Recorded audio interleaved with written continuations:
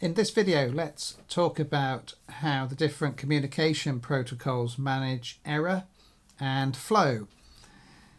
So, a lot of the ideas in this video are going to come from The Art of Computer Networking by Russell Bradford, which you should have access to.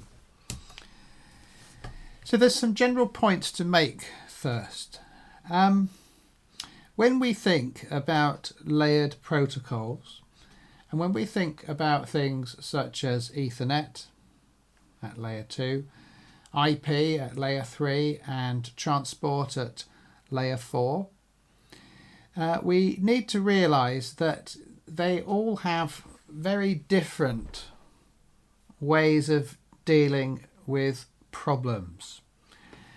And so the fundamental principle and the takeaway from this video is that at layer 2 and layer 3, we may detect the presence of errors, but not necessarily do anything about it. So detect the presence of errors, but not do anything about it.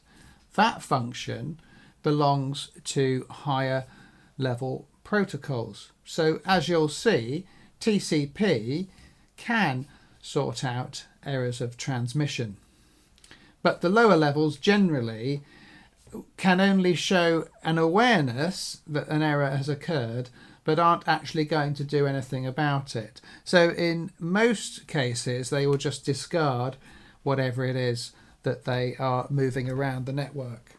So another way to put it is in the second bullet point, and that the safe transmission of data is not a layer 1, 2 or 3 concern. So not physical, data link or even IP concern. But checking for errors can be achieved at those layers. Sometimes I'm going to refer to datagrams in this presentation. Let's be clear again, at layer 2, so Ethernet, the most famous example, most networking engineers will speak about frames.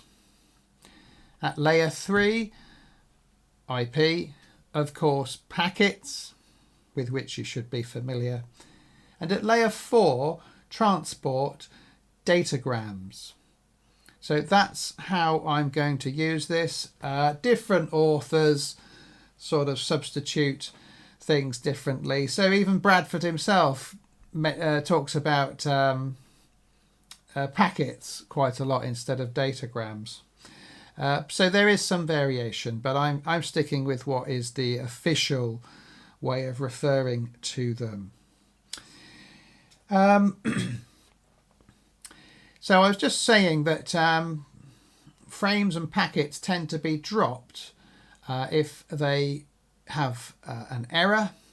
And there's also one general example that I'll mention right now on the 4th bullet point, which is to do with routing.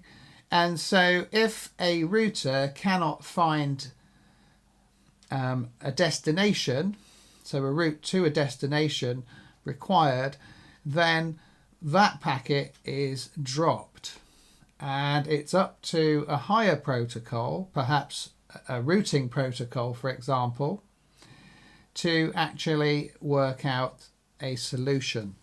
So those are the general points to set the scene for this presentation. I've got some fancy graphics there. Okay, in this diagram here at the bottom, you can see an Ethernet frame. It's divided up into these sections. Some diagrams seem to omit the preamble SFD on the left-hand side, but all of the other diagrams will agree with the remaining 1, 2, 3, 4, 5 parts of an Ethernet frame. And this diagram represents how the bits or bytes, it represents the order in which they're transmitted across the network. Something that you're probably quite familiar with because it's universal in networking, is that they have a destination and a source address. So where they're going and where they came from. Remember, of course, the analogy with envelopes. You always put the destination address on. And sometimes, if you're being really scrupulous, you might even put the sender's address on as well. Particularly important for parcels and things like that. The business bit of an Ethernet frame, and an IP packet for that matter, is often referred to as the payload. In this diagram, it's called the user data. That's what you actually want to send, like a letter in an envelope. You're not that worried about the envelope, but the letter is very important. There's also another identifier called the type. So what does this Ethernet frame contain? And one example would be an address resolution protocol packet or an IP packet. And forgive me, I've put APR instead of ARP on the slide. Finally, we were talking about error checking, and error checking is carried out at this layer using the frame check sequence, which uses the cyclic redundancy check algorithm. So in any sort of computer comms, digital comms, we often have this idea of the CRC, and what that does, it's a 4-byte checksum, okay, and it uses a certain algorithm to add up the number of bytes in the whole frame. And it does that just before it sends the frame. So it puts it in the at the back there of the actual Ethernet frame, those 4 bytes. And it's a calculation. It's the answer to a question, really. And the question is, how many bytes or what order of bytes are there in this particular packet? When that frame arrives at its destination, assuming that it isn't corrupted or lost, the receiving computer also calculates the frame check sequence, and they perform a match. And if they both conclude that that the numbers are the same, then the frame is received and accepted. Otherwise, the frame is dropped. The assumption being that the frame has somehow been corrupted by, electrical interference or something like that. This is a very good basic sort of form of error checking. A couple of logical problems here. What happens if the frame check sequence itself is corrupted in transit? You could have lost a perfectly good packet, but that's a risk that the protocol has to take, and these things are not necessarily salvaged either, so the packet is lost. So that's an acceptable risk, but statistically the chances of that in that Ethernet frame is quite low. But it is one of the issues with things like frame check sequence and parity checks. What happens if the check itself is corrupted? So that's what we do with Ethernet frames. By the way, if you didn't know, Ethernet as defined by the IEEE is the 802.3 protocol. That's wired. Ethernet 802.3.11 is wireless, but just so that there's no confusion there. Okay, my little picture-in-picture might be obscuring this slightly, so I shall move it. Other things to mention about Ethernet frames: they are used to define VLANs, so virtual local area networks. When we're designing and planning a network, we often want to separate parts of the network out from one another. There are lots of reasons for that. First of all, if we had 1,000 machines connected to the same local area network through some switches, we could potentially have a lot of traffic, we could potentially have a lot of collisions, and a lot of users would be waiting a long time for, as it were, the line to be clear. So we overcome this high number of users and available bandwidth by splitting up local area networks into VLANs, virtual local area networks. And the way that we identify VLANs is at this layer. So at the data link layer. And it's done by VLAN tagging, and that is IEEE 802.1q. And you basically add a VLAN header to the Ethernet frame. So if I go backwards again, just getting control here, to this frame here, I can actually add a header on between the SFD and the destination address to indicate that this is a VLAN frame, and you then put different parts of the network into different VLANs. What advantage does that give? Well, each VLAN is effectively separate from the other and actually has to be routed between one another if you want to talk to somebody else in another VLAN. So that's the exception rather than the rule. And so it segments the network into fewer numbers of users, which means that there is less contention, there's more available bandwidth. Basically, there's more room for the different machines in that particular VLAN to talk without interruption and to have successful transfers of data. So it's a performance boost. It also helps the organization of your LAN or your company or whatever by separating things into separate segments. It also provides a level of security as well between the different segments because they don't ordinarily see each other or communicate with each other. So that's the concept of VLANs. And again, Bradford is excellent on this too, so do look that up. Okay, Internet Protocol, more fancy graphics.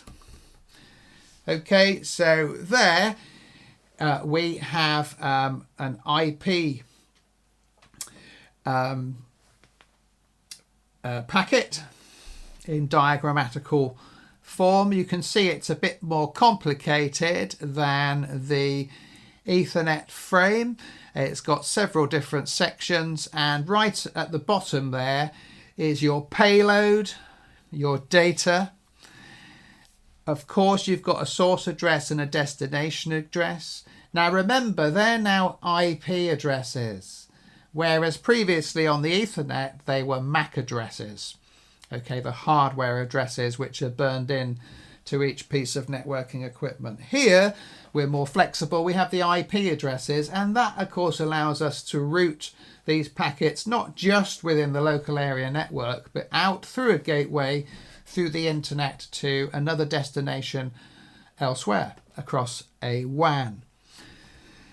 There are some error checking fields in an IP packet, and one form of error checking is the TTL, which has been discussed previously. The TTL is a countdown built into an IP packet that means that every time an IP packet goes across a router, the TTL is decremented. So number 1 is subtracted from that number down to 0. When TTL reaches 0, the whole packet is then discarded. We do it to stop loops occurring and packets endlessly moving around a network forever, which of course would render the network inoperable in a very short amount of time. So that's the TTL. That is a form of error control, if you will, not about anything specifically wrong or right, about the packet itself, but rather giving the packet an opportunity to reach its destination. But if it cannot do that, then making sure that the packet is eventually destroyed and removed from the network. There's also a header checksum. You might be able to see my mouse here, okay, which works in a very similar way to the Ethernet checksum as well. Anything else to notice? There's a type of service, okay, you can see that here. It's the third one up here top on the left hand side. That's a way of shaping traffic and deciding if a packet is important or not. How should the packet be treated in terms of speed and reliability? Is it a packet that needs to be moved forward very quickly, or is it a packet that can take its time because it's more important that it gets there reliably or not? So it brings in the concept of a sort of quality of service, type of service, traffic shaping and throttling of different services. Bradford says that TOS isn't universally used, but it is one way of defining the importance of traffic, perhaps identifying the importance of traffic that is paid for, premium traffic, things like streaming services or something like that spring to mind. But that's what that one is.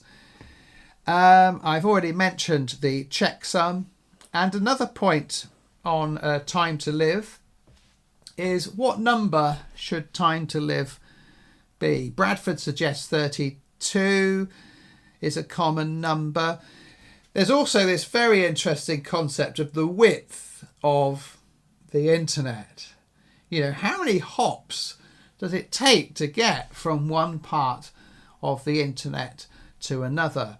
Although Bradford was writing about 12 years ago, there's still no way that 255, which is the TTL maximum setting, is the width of the internet, but it's thought to be about 20 hops. So think about that, about 20 router hops to go from any computer in any country to any computer in another country, for example. Very interesting concept, that possibly somewhat outside the scope of what you need to know. Something else to do with error checking is the concept of fragmentation. So if I go back there, okay, there's a field over here called Fragment Offset. Let's say that you have an IP packet. It's quite large, it has a large payload, and it reaches a router that cannot actually receive a packet of that size. Well, if the fragment part of the packet is set appropriately, then you could split the content of that frame into two separate payloads with their own headers, and then it could deal with it. So that's the concept of fragmentation. Some packets can be set not to be fragmented for various reasons. Okay, so let's talk about the big one. Let's talk about transmission control protocol. Here is the header for TCP. If you remember the concept of encapsulation, we've gone from, whizzing back through the slides, this frame here, in its user data or payload, contains an IP packet and also contains one of these as well, a TCP datagram. So it's this concept of encapsulation. It's very interesting. So that's a lot of what that Ethernet frame actually is. It's an IP packet and a TCP datagram. So here's some good things here. Again, we've got this source and destination idea, except this time they're called ports. They just are at layer 4. Okay, so a port is a kind of randomly assigned number on a particular IP address. Of course, there are standards. Port 80, for example, is web traffic. 21 is file transfer protocol, and there's plenty of other standard ones as well. Something that we're going to see in a minute, sequence and acknowledgement numbers are important. There's also a checksum there, so we have another checksum built in here and some other settings and options as well. Now, at this layer, layer 4, we don't just get, hey, there's a problem, which is what we've had at layer 3 and at layer 2. We actually get, hey, there's a problem, and we can actually do something about this, because this is what the transmission control protocol is designed to do.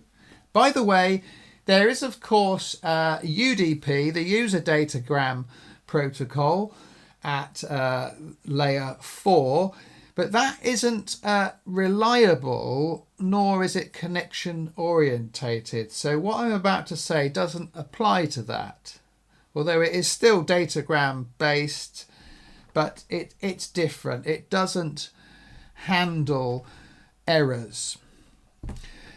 So it doesn't just detect errors, but can actually correct them. It uses sequence and acknowledgement numbers, and that's why we have these sequence and acknowledgement numbers here in the header.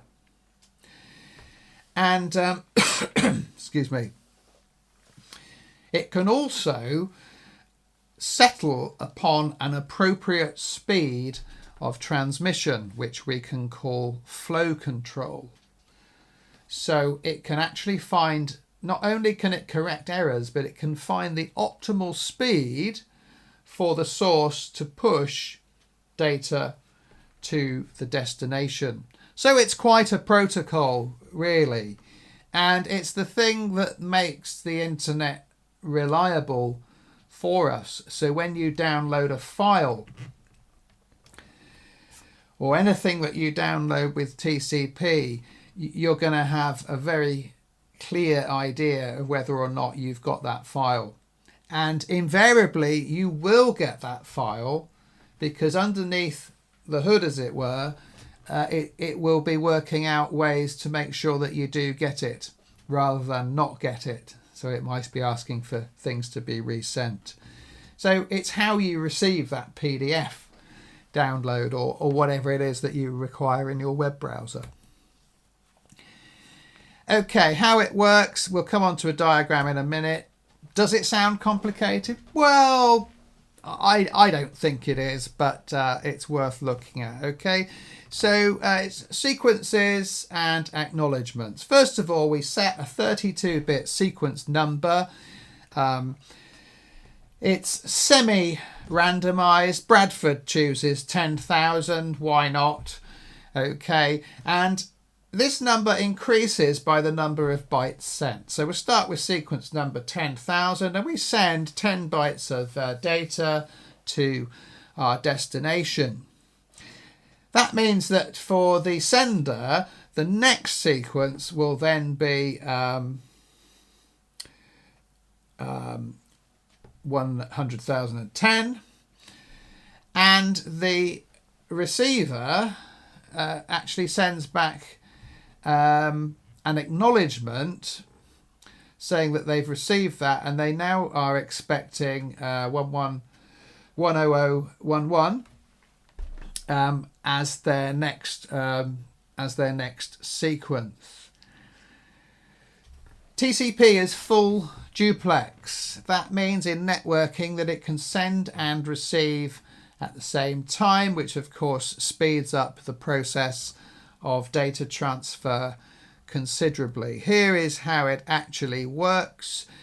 And in this example, which is from Bradford, you've got data all the way up from sequence 1 up to at least 70 in this diagram. What happens is that A sends sequence 1 to 10 to B, B receives it and sends back an acknowledgement saying that they would like number 11. 11 is sent,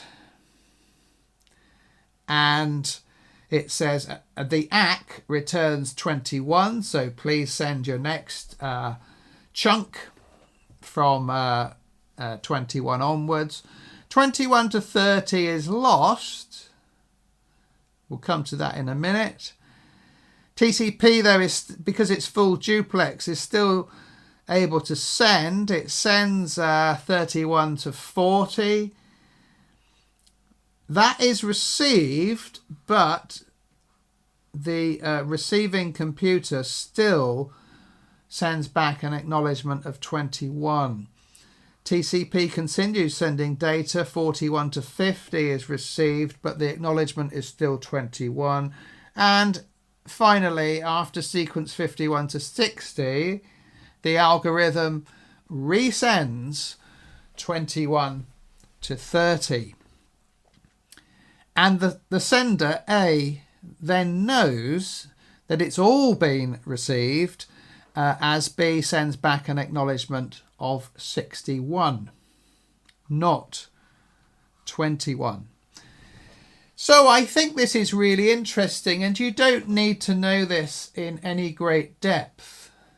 But here is a way of sending data, pushing the data from A to B, but also B recognizing, hang on, there's a problem and I've got something missing. You see, TCP reassembles all of this data into whatever the original item actually was. So it obviously can't do that if there's something missing. And that's why it asks for the resend. What's clever here, though, is it can still carry on sending data, but without having to wait, as it were, in order to receive the missing sequences. So it's a nice system. That makes it efficient. If we just got stuck at 21 and TCP had to sort of pause and send 21 again, it would be slower. Okay, this way it carries on firing out the data, but recognizing that it does need to resend some of the data, which it does here, and then it carries on. Just a couple more things then. So also the speed at which this is being sent. Okay, there is in TCP the concept of a window size, the congestion window. As A sends to B, B has a buffer depending on lots of factors, but the performance of the computer or the network card or whatever, B has a buffer with which it can receive data. As it starts receiving from A, the buffer fills up, and of course that data then needs to be processed. And depending on its capability, computer B, A and B need to establish some flow control. There are different algorithms, such as the TCP fast startup algorithm, that A will use, and initially A will often send data as quick as it can. B will then start rebuffing it and saying, no, I can't receive that much data, my buffer's filling up. And then A will sort of slowly, having sent it, I'm trying to see myself in the camera here, having sent the data like this, it will then start leveling off the amount it sends until they find a speed that works for them. So that's flow control, and it's adjusting the size, the window size, the congestion window, okay, to find the optimum speed. So not only is it full duplex, so it can send and receive acknowledgements, sequences and acknowledgements at the same time, not only will it carry on sending whilst recognizing that it needs to resend, but it can also find the correct speed as well. Not too fast, not too slow. And of course, if the link changes, the connection, to use the technical word, if the connection changes during that interaction, then of course TCP can actually recognize that and actually either speed up or slow down again the sending of these sequences. So it's a reliable connection speed. This concept of it pushing data as quick as it can until it finds a speed, that's part of how it works, okay? That's according to an algorithm. I would argue that isn't quite the same as what we see in this diagram here, where sequence 21 to 30 is lost.